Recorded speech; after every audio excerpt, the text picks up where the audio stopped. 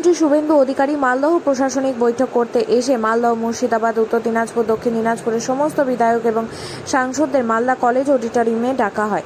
এদের মধ্যে উল্লেখযোগ্য ভরতপুরের বিধায়ক হুমায়ুন কবির, চোপড়ার বিধায়ক হামিদুর রহমান, রতুয়ার বিধায়ক সমর মুখার্জি, হরিশ্চন্দ্রপুরের বিধায়ক মতিবুর রহমান, ইসলামপুরের কানাইয়ালাল আগরওয়াল, ইটাহারের বিধায়ক মুশাররফ হোসেন, হরিরামপুরের বিধায়ক বিপ্লব মৈত্র, কালিয়াচকের বিধায়ক সাবিনা ইয়াসমিন, দমকলের বিধায়ক মোস্তাফিজুর রহমান সহ বিরোধী দলের উপর উল্লেখযোগ্য বিধায়ক সাংসদেরা আজকে উপস্থিত ছিলেন। প্রশাসনিক বৈঠকে ৪ জেলার প্রায় ৪৯ জন বিধায়ক, 2 সাংসদ উপস্থিত ছিলেন। প্রশাসনিক বৈঠকে আলোচনার মধ্যে উল্লেখ করা হয়েছে চাঁচলের পৌরসভা, উত্তরবঙ্গের এইমস হসপিটাল, মালদহ মুর্শিদাবাদের বন্যা ও ভাঙন এবং ৪ জেলার সীমান্তের এখন পর্যন্ত কত জমি বিএসএফকে হস্তান্তর করা হয়েছে সেই বিষয়ে আলোচনা হয়।